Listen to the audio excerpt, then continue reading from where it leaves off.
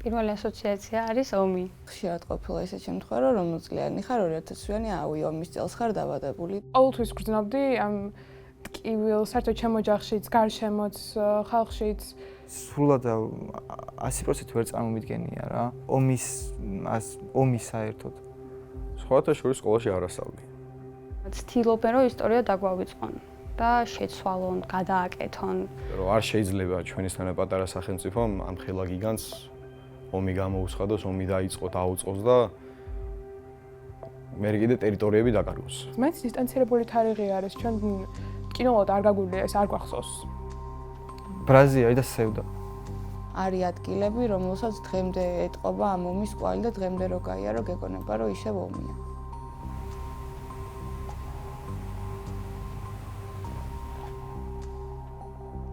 ეს 2008 წელია, აქ მე ვარ და დღეს მე 18 წლის ვარ. ეს მე ვარ 2008 წელია და ეხლა ვარ 17 წლის. ეს 2008 წელია, ამ ფოტოზე ვარ მე და ეხლა ვარ 18 წლის. ეს მე ვარ 2008 წელს და ახლა ვარ 17 წლის.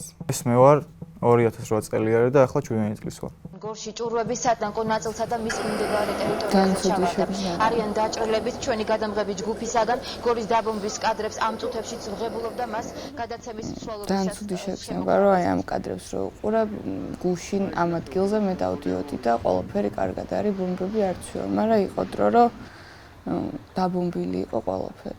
და რაღაცნაირად ცუდი შეგრძნება არის, მაგრამ ბრაზიც არის, იმიტომ რომ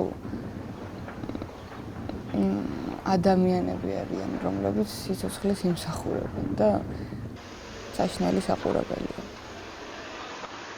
ამ წელს მე დავიბადე, მაგრამ მიუხედავად ამისა, როდესაც 2008 წელს ახსენებენ ყოველთვის პირველი მაინც რუსული ოკუპაცია და ის გორის დაბომბვის კადრები ყველა საქალბათან ნახი, პირველი გონებაში აი გამელვება ხოლმე და მიუხედავად იმისა, რომ ეს უნდა იყოს ყველასთვის ბედნიერების წელი, რადგან ჩვენ დავიბადეთ, ამის მიუხედავად, მაინც პირველი ეს აგრესია მახსენდება. პირველი ასოციაცია არის ომი. იმიტომ რომ დედის სტრესმა და შიშმა ჩემზეც რაღაც გავლენა მოახდინა მაგის მერე. და დღემდე დედასაც მოუყოლია, რომ თვითმფრინავის ხმაზე ქონდა რეაქცია შიშის და მეუბნებოდა, რომ მეც ტირილს ვიწყებდი ამ დროს და დღემდე მაქვს მაინც რაღაც რეაქცია ამაზე და მეშინია ხოლმე.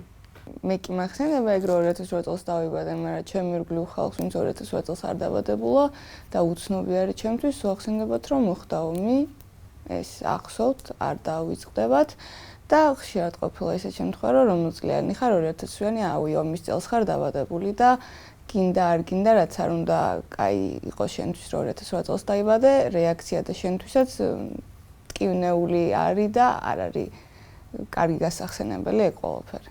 კლინიკაში ჯერ კიდევ შემოყავდათო დაჭრილი პაციენტებიო და გვერდზე გვეწნენ, რომ მშობიარე ქალებს დაჭრილი ხალხიო. და აი ამ სიტუაციაში გავჩნდი მეც. დაბადების დღე არის, დაბადების წელი არის, მაგრამ მე არის წამიერად რა, მახსენდება ხოლმე, რომ ომიც ხდებაო რა და წამიერის თიჩუმი არის ხოლმე რა. მე ისე უგრძელდება, არაფერი სხვა. უბრალოდ ის არის, რომ დაბადების დღესთან ერთად აი ვა, ჩემი დაბადების დღე არის და თან ახლა ომი იყო. 2008 წელი თითქოს ერთგვარი ათვლის წერტილი არის ჩემი ასაკისთვისაც და საერთოდ ომისთვისაც და თითქოს ამითაც ვარ დაკავშირებული გარდა იმისა, რომ თვითონ ჩემ ოჯახსაც შეეხო 2008 წელი ძალიან, იმიტომ რომ დევნილი ოჯახის წევრები მყავს, ოსი ოჯახის წევრები მყავს, ქართველი რა თქმა უნდა და რა ვფიქრობ, ჩემთვის მე ძალიან ვარ დაკავშირებული ამ წელთან, თარიღთან და ომთან. სევდაც არის და ბრაზიც არის ცოტა.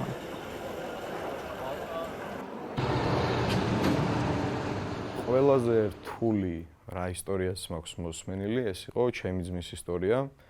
დასავლეთიდან ვართ და ჩემი ძმა იყო სოფელში, წალენჯიხაში. 8 წლის არის. და მოდის თბილისში. ანუ უბრალოდ ომის გამო მოდის თბილისში. და გზად ესე ვთქვათ, ეს რუსული ბომბები, იქ გორში განლაგებული ჯარისკაცები და მე რო ვაცნობიერებ, რომ ეს მე ნახა 9 წლის ასაკში, წარმოიდგინეთ რამხელა სტრესი. ჩემი შემთხვევაში მე თბილისში ვიყავი და როგორც თავისუფლებაზე ვცხოვრობ, მთავრობის სახლთან ახლოს და დეიდა ჩემს ჰქონდა შიში. რომ პირველი აქ დაგვარტყავენ, აი ეს უკვე გორიდან იძრება რუსული ჯარი, ეგ პერიოდია და დეიდა შემა გამაქცია, არავინ არ უჯერებდა და გამაქცია დიღომში ნათესავთ. ხო, ღრმა ბავშვობიდანვე დედას უმიყვებოდა მაგას და სულ ომის ბავშვი მეძახდა და ამ ისტორიებს როგორ გაიარა ეს ყველაფერი და როგორ მოხდა და ამ ისტორიების გახსენება ალბათ ყველასთვის სანართულია და ჩემთვისაც ამ პერიოდში დავიბადე და ხა ფრაზით მაგხომე ჩემს დაბადების დღეზე ასე რომ ვთქვათ რომ ვიხსენებ ამ ყველაფერს.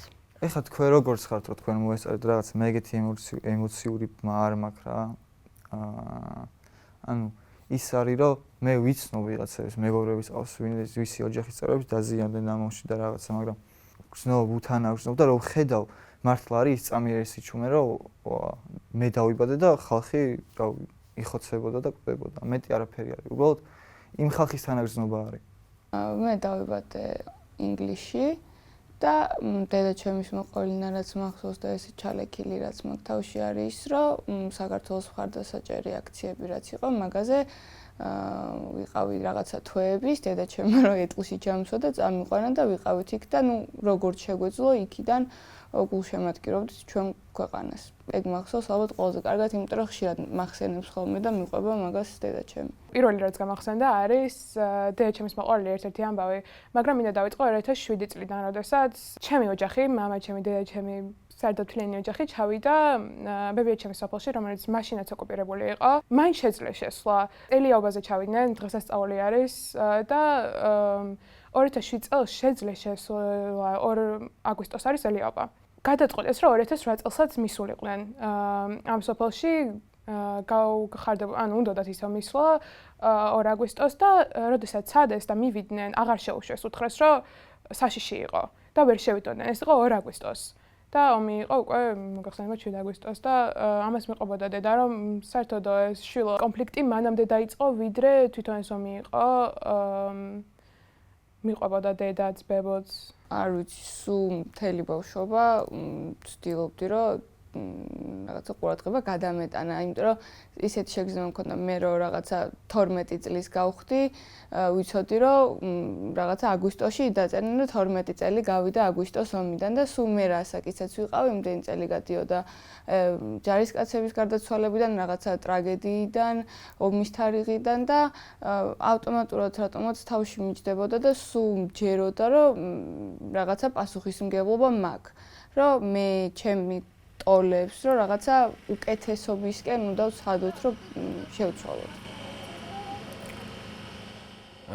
როდესაც ესეთ კადრებს ვნახულობდა ზოგადად აი 2008 წლის ომზე ფილმი რო არის, მაგას როდესაც უყურებ რუსეთის მიმართ სიზუღლი უფრო და უფრო მეტად მიგულდება და იმ ქართველების მიმართაც რომლებიც ესე ვთქვათ მათ განდიდებაში არიან. არა, პასუხისგებლობა არის, პასუხი მართლა არის. ეგ ყველა მიცის კონი რა ჩვენ თავობაში ყველა მიცის საერთოდ. ზოგი ვერ იაზრებს და ისე ამბობს კი ის, მაგრამ აი მაინც ის არის რომ ყველა ეთახება რომ ბრძოლა მოგიწევს რა. ოჯახის წევრებიდან და ოჯახიდან გამომდინარე, პატარა ასაკიდანვე მქონდა გაცნობიერებული, რომ ეს ჩემი ქვეყანა არის, ჩემი პასუხისმგებლობა არის, ჩემი მისახედია და მარტო იმიტომ რომ ის ხალხი ვინც მაგ ომში თავი გაწირა, მადლობა რომ გადაუხადო, სულ რო ყველაფერი გვერდზე გადავდოთ, მარტო მაგიტო უნდა ვქნა რომ რაღაცა უკეთესი გავაკეთო ამ ქვეყნისთვის და ხვანდელი დღე ვერად უკეთესი იყოს და იმ ხალხმა ვინც თავი გაწირა, დაუფასო ეს თავგანწირვა, იმიტომ რომ ეგენი რო არა შეიძლება დღეს მჯდარიყავი და მელაპარაკა რუსულად და არ ვიცი ხო მეც ხო რა რუსეთში. მე პირადად არ გამივლია საერთოდ ეს ტრავმა რაც ბევრმა გაიარა ამ ომის გამო, მაგრამ ყოველთვის გრძნობდი ამ ტკივილ საერთოდ ჩემ ოჯახშიც, გარშემოც, ხალხშიც მოტივაციის მხრივ უფრო ვიღებ, რომ აი ჩემთვის და საერთოდ ჩემი თავებისთვის უფრო მაგალითი იყოს, მომავლის მაგალითი იყოს, რომ ჩვენ უკეთესი შევძლოთ და თან ალბათ ეს ჩემი ოჯახის ხარჯზე არის, იმიტომ რომ თვითონ ესე აღზარდეს და ესე დამარიგეს ბავშვობიდანვე, რომ აი როდესაც მიყვებოდნენ 2008 წლის ამბებს, ცდილობდნენ რომ უფრო სამაგალითო კუთხით მოეყოლათ და არა ტკივილის განცდებით. პირველ რიგში რასაც ვხსნობ, როდესაც ამ ყველაფერს ვიხსენებ, ეს არის პასუხისმგებლობა, რადგან თვლი რომ ის დანაკარგი, რაც ჩვენმა სახელმწიფომ, ჩვენმა ქვეყანამ, ჩვენმა სამშობლომ განიცადა, ეს ჩემი დანაკარგიც იყო, მიუხედავად იმისა, რომ მე იმ ტერიტორიაზე ფეხი არ დამიდგავს, ქაური ჰაერი არ ჩემის თქოს, ამის მიუხედავად ის მაინც ჩემი ნაწილია და ჩემს გულში არის ყოველთვის. სრულად 100% ვერ წარმომიდგენია რა. ომის საერთოდ. ეხლა ჩემი თვალით რომ ვნახულობდა, რომ ხედავდა რა ისა, ეგ უფრო მიუხედავად იმისა, რომ თითქოს სხვა იმ სახელმწიფოს ომი არის რა. მე უფრო გაგრძნობინებს და განახევს ამ ომის საშინელებებს რა. ეხლა არის მართლა შიში და ყველა ის ემოცია, რაც აი ომს შეიძლება მოხდეს რა, მართლა. უკრაინას რო დაიწყო, ირმახსრობ დაიწყო ომი. დედაჩემს მივყავდი, სადღაც ვარჯიშზე მიყავდი და ვარჯიშის დროს გავიგეთ რა. და ის იყო აი ზიზღი და გაბრაზება და გაკვირვება და შიშიც და ყველა ემოცია რა უეცრად რა. აი ეგ მახსოვდა ყველაზე კარგად. მე მახსოვს ყველაზე კარგად რა. დღეს ცოტა მგონია რომ საქართველოს ისევ გარუსების გზას ადგას, ასე რომ ვთქვათ და ვერ ამოვდივართ ამ ჭაობიდან, როდესაც ამდენი ხანია ვცდილობთ რომ ამოვიდეთ და ისევ უკან მივდივართ ამ ჭაობისკენ. შენ თაობას ეგ აღწევს? ზოგი ფიქრობს რომ მაგალითად მას არ შეეხება, იმიტომ რომ არის პატარა, რასაც არ ვეთანხმები რა თქმა უნდა, იმიტომ რომ ამ ქვეყანაში ცხოვრობ და პოლიტიკა გინდა თუ არა ყველას შეეხება და ეს ყველაფერი. მაგრამ არიან ადამიანები, რომლებსაც მართლა ადარდებთ და სიმართლის მხარეს დგანან. ვიცი რომ ყველა მიცის ამის შესახებ, მაგრამ ხშირად არ გამიხელავთ მაინც, იმიტომ რომ ჩვენთვის, ჩემს თანატოლებში, ჩემს ზეპატარებში, თუნდაც რამდენიმე წლით უფრო სეფშიც, მაინც დისტანცირებული თარიღი არის, ჩვენ კინოლოდ არ გაგვიძლია ეს არ გვახსოვს. ხოლო საერთოდ ჩვენი პასუხისმგებლობას რასაც შეეხება, არ მგონია ხვალ იყოს ახლა ჩვენი რამე გასაკეთებელი, ჯერ მაინც ახალგაზრდები ვართ, მე 2008 წლის ბავშვები, ახლა აბიტურიენტები ვართ. მაგრამ აი, სწორედ აბიტურიენტობას რაც შეეხება, მე ვაპირებ არქიტექტურის მხრივ გაგრძელებას ჩემი კარიერის და ფიქრობ ძალიან უკავშირდება არქიტექტურა, იმიტომ რომ არქიტექტურა ყოველთვის ასახავს ხალხის ან ომს ასახავს ყოველთვის, იმიტომ რომ დანგრეული შენობები, დანგრეული ქვეყანა საერთოდ ყოველთვის ასახავს და ფიქრობ მაგხრივაც გრძნობ პასუხისმგებლობას და საერთოდ მე თვითონ სურს, რომ ამაში ჩავერთო, მე თვითონ სურს, რომ რამე შევცვალო მომავალში. პირველ ნახულობ ამ კადრებს. ეს კადრები არ მაგნანა. რა განცდა იქ ხდება გულში და ანუ მდებარე ტერიტორიაზე და აი უბრალოდ რას გწევს თუ შეგიძლია? ძალიან დიდ ბრას და სევდას ალბათ ამ კადრების ნახვისას.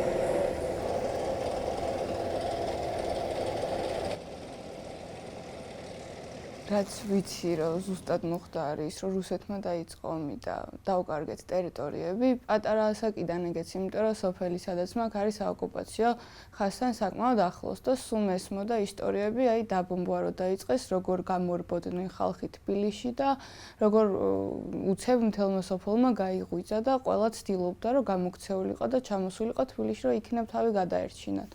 რომელი სოფელია? ქვემო ჭალა არის აქვე ახლოს თბილისთან. და სადღაც კილომეტრ ნახევარში არის სასაზღვრო ხაზი და ხშირად ყოფილა ის რომ მივსულ ვართ იქ ნუ სადამდე შევძელით და მთელი ბავშვობა მახსოვს რომ სოფლის შესასვლელთან საგუშაგო იდგა სადაც სოფელში შესვლამდე გვაჩერებდნენ მანქანას ჩხრიკავდნენ ჩვენც ჩხრიკავდნენ რომ რამე არ შეგვეტანა ალბათ არ ვიცი ეხა აღარ ფუნქციონირებს და ანუ საკმაოდ პატარა ასაკიდანვე ვიცოდი რომ სერიოზული იყო ეს მართლა მოხდა ხალხი აქ დაიღუპა ჩვენს ტერიტორიები დაუკარგეთ და გავაცნობიერე მე ტკივნეული თემა მიუხედავად იმისა რომ უშუალოდ მე არ შემხებია და არც მახსოვს ის პერიოდი მაინც ტკივნეული არის ჩემთვის ფიქრობ უბრალოდ ნაკლებად განიხილება ან დრო ასე იცის რომ რაღაც გარკვეული დროის მერე ყველაფერი ნაკლებად განიხილება და ალბათ ეს არის ამის შემთხვევაშიც ხალხი ნაკლებად ლაპარაკობს ხოლმე მაშინ ახსენებათ როდესაც ისე ანუ ყოველთვის აქტუალურია საქართველოსთვის მაგრამ როდესაც იძავება მომენტავე მაშინ კიდევ უფრო ახსენებათ და მაინც არ ვიწყებს ქართველი ხალხი უბრალოდ ნაკლებად საუბრობს. ჩემი აზრით დამოკიდებულება ამ ომის მიმართ არის ის, რომ არიან საზოგადოების ნაწილი, რომელიც ცდილობს, რომ რატომაც ეს ომი თითქოს და დიდი არაფერი ისე გამოიყვანოს და აი ზუსტად ჩემი თაობიდან, რომლებმაც ვერ ნახა რეალურად რა ხდებოდა, იმათ ჩაუნერგონ ისე თითქოს არ ყოფილა არაფერი იმდენად დიდი და არ აქვს იმდენად დიდი მნიშვნელობა და ომია და ყველა სახელმწიფოს შორის ხდება. და თითქოს არაფერი არ მომხდარა, ანუ ის მნიშვნელობა რაც აქვს ჩვენთვის, ეგ დაგვაუკარგინონ და უბრალოდ როგორც ომს ეგრე შევხედოთ. და შენი პასუხი მაგაზე რა არის? ჩემი პასუხი არის, რომ მიუხედავად იმისა, რომ არ ყოფილვარ იქ, ვიცი რაც მოხდა, ვიცი, რომ ხალხი და ჩემი ტოლი გოგოები, რომლებსაც მთელი ცხოვრება წინ ჰქონდათ, საშინლად აწამეს, მოკლეს, გაუპატიურეს და დაკარგეს მთელი ცხოვრება. და ვიცი, რომ ეგ იყო რუსეთის ბრალი, მაგის გარდა ეგ არავის არ გაუკეთებია და ეგ არის ის, რაც არასდროს არ დამოიწყდება და რაც არ უნდა მოხდეს, არასდროს არ შეიცვლება, იმიტომ რომ ეგრე იყო. ბოლო დროს ახლა სიღნაღში ვიყავი და იქაც ყველგან რუსები იყვნენ, თბილისშიც, ბათუმშიც სადაც არ უნდა წავიდე, თითქოს გვახსენდება ყოველ დღე ძველი ტკივილი და მაგიტომ განიცდის ეს ერთულად საქართველები, მაგიტომ განიცდიან ეს ერთულად ქართველები, საერთოდ რუსების აკყოფნას, იმიტომ რომ ძველი ტკივილი ახსენდებათ და მეც მათ დანახვაზე თითქოს პირველი ეგ მახსენდება. რთული არ გავღიზიანეთ, მაგრამ მაინც უფრო ტკივილის გრძნობაში გადადის ჩემთვის. რომ ტკივა, რომ ჯერ კიდევ ოკუპირებულია ჩვენი ტერიტორიები, ჯერ კიდევ დასუსტებულია ჩვენი ქვეყანა და უფრო ამ ხრივ გრძნობ ამ ტკივილს და ნაკლებად ბრაზში და ზიზღში. ყველაზე ცუდი კითხვა რაც შეიძლება ამ ომში იყოს, ჩემი აზრით ეს არის თუ ვინ დაიწყო ომი და რომ არ შეიძლება ჩვენისთანა პატარა სახელმწიფომ ამ ხელა გიგანტს ომი გამოუცხადოს, ომი დაიწყო, დაუწყოს და მე კიდე ტერიტორიები დაკარგოს. ჩვენ არ ვიყავით მაშინ ისრაელი, არც ახლა ვართ ისრაელი, რომ მსგავსი მასშტაბის ქვეყნის წინააღმდეგ განვეხორციელებინა ომები. რა თქმა უნდა, აი ეს 2008 წლის ომი, 1992-13 წლის ომები დღესაც გრძელდება, იმიტომ რომ რუსეთის ფედერაცია თავისი იმპერიალისტური ზრახვებით ცდილობს ჩვენი ეროვნული ღირსებისა თუ იდენტობის განადგურებას და მოსპობას. და ეს თავისი არსებობის, აი რაც ფეხი მოიკიდა ესე რომ თქვა კავკასიაში, სულ ასე იყო და ეს ასე იქნება, სანამ არ დასუსტდება. ამის წინააღმდეგ უნდა ვიბრძოლოთ. თუ 2008 წელს ჩვენ სახელმწიფოს მოუწია იარაღით ბრძოლა, თავდაცვა, დღეს ჩვენ უნდა დავიცვათ თავი განათლებით. უნდა გქონდეს მეტი ინფორმაცია რუსეთზე, რუსებზე, ომებზე. მახსოვს დედა ჩემი ყვებოდა, რომ კადრები არისო და მე ვეღარ ვუყურებო. მე თვითონაც რამ ძალიან მოკლე ნაწილი მაქვს ამის ნანახი. და მხოლოდ იმიტომ, რომ დედა ჩემი ყვებოდა ამის შესახებ და დამაინტერესა. სხვათა შორის სკოლაში არ ასწავლია. არასდროს არ ქონია, ის საუბარი მე წამომიწყია, ჩემ მეგობრებს წამოგვიწყია, მაგრამ აი ესე სიღრმისეულად და რაღაც არასდროს არ ყოფილა. წელს სიმბოლურად დაგვიმატეს ერთიან ეროვნულ გამოცდებში, ისტორიის გამოცდაში 2008 წლის ომი და საბედნიეროდ იქ წერია რუსეთის ექსპანსია საქართველოში და ძალიან გამიხარდა და სკოლაში ამაზე სიღრმისეული საუბარი არ ქონია არასდროს. და რა ვიცი, ნარატივი რაც არის ამ ომთან დაკავშირებით ახლა ყველაზე მძიმე მოსასმენია, იქიდან გამომდინარე, რომ წლების მანძილზე შენ იცი, რომ იმ ომში გმირები დაიღუპნენ, ჩვენ ვიცავდით ჩვენ მიწაწყალს, ჩვენ გვინდოდა სუვერენიტეტი, დამოუკიდებლობა და დასავლური ცივილიზაცია. მე მაგალითად კერძო მასწავლებელთან გავიარეთ ცოტა მოკლედ, მაგრამ რაღაცა გავიგეთ და მივხვდით რა როგორი იყო, რაღაც ინფორმაცია მაინც მივიღეთ. და სკოლაში? სკოლაში ერთად არ გამიგდება. სკოლაში არ მგონი არც მისწავლია. არ მისწავლია მომ სკოლაში ომი. ეს ომი არ მისწავლია. თანამედროვე ისტორია სკოლაში არ მისწავლია რა. ზოგს აი მართ გაკვირით უეცრად რა. უეცრად. ძალიან უეცრად რომ ომი იყო. აი ეს იყო სულ ამას ამბობენ რომ ომი იყო. დაიჭრა ამდენი ადამიანი, გარდაიცვალა ამდენი ადამიანი. უბრალოდ მაგის გარდა და უფრო ღრმად არა. როცა არის ხოლმე და სკოლაში ლაპარაკი ჩამოვარდება, ну ძირითადად ქართული ისტორია მაგ საგნების შეიძლება ჩამოვარდეს ამაზე ლაპარაკი. სულ დამოკიდებულება არის ის, ჩემდა საბედნიეროდ, რომ ეს არ იყო რაღაცა არ მახსოვს, არ გაგვივლია ეს სკოლაში. ანუ შეიძლება მე არ მომისმენია, მაგრამ ამას მოусმენდი, არ გაგვივლია რა. ცალკე რო ემზადებოდი, მაშინ გავიარე კი. აგვისტოს ომზე ბევრი არაფერი არ გვისწავლია ჩვენ სკოლაში. მით უმეტეს ისტორიის მხრივ, თუმცა ჩვენი დამერგებელი ქართულის მასწავლებელი ყოველთვის ცდილობდა ჩართვას ამ თემატიკის ესეებში, იქნებოდა თუ სხვადასხვა ნაწარმოებში გვახსენებდა, მაგრამ ისტორიის მხრივ არ გვისწავლია ბევრი არაფერი. მე მგონია რომ არ უნდა მიეცეს დავიწყებას, მაგრამ სამწუხაროდ ვფიქრობ, რომ უკვე ცდილობენ რომ ისტორია დაგვავიწყონ და შეცვალონ, გადააკეთონ. და ძალიან სამწუხაროა, იმიტომ რომ უნდა ვიცოდეთ, საიდან მოვდივართ, როგორ მოვდივართ, რომ არ დაუშვათ იგივე შეცდომები და არ გავიდეთ ამ რაღაც ცუდ ხაზზე, ასე რომ ვთქვათ. არასდროს არ გაჩერდა რუსეთი ჩვენს ტერორს და ამიტომ ვფიქრობ, რომ დღემდე გრძელდება ჩვენს და რუსეთის შორის რაღაცა ეს ომი. შეიძლება ომი ფიზიკურად არ იყოს, მაგრამ გრძელდება ჩვენ შორის ომი. ბრაზილია ყოველ იმაში რომ 20% ოკუპირებული არის ბრაზილია და სევდა. აი აფხაზეთია იყო სულ ეგა. სამხუთო ოსეთზე არ იყო ეგეთი ისა რა. აფხაზეთზე მახსოვდა რომ რამდენჯერაც მასწავლებელი ან ვიღაცა აფხაზეთს რაღაც იტყოდა მეც და ჩემ ხელა ჩემი მეგობრების და ყველანი ვამბობთ რომ როგორ გვინდა აფხაზეთში წასვლა მეთქი რა. რაღაცნაირად ლამაზი უნდა გახადო, რაღაცნაირად აი ისტორია უნდა იცოდე, ბევრი რაღაცა უნდა იცოდე, რა თქვა რომ ჩემი ტერიტორიიდან დავიბრუნო და მიმზიდველი უნდა გახადო და დაანახო რომ მართლა მიახვედრო რომ მართლა შენი არის რა რომ გეკუთვნის უბრალოდ წართმეული არ და არასწორად შეუძლებელია რომ ეს დავმალოთ გავაქროთ ძალიან ძლიერი გრძნობაა ქართულ ერში ჩემს თაობაში მე საერთოდ ჩემს წრეში ყველას ვისაც ვიცნობ ყველას აქვს ეს გრძნობა რომ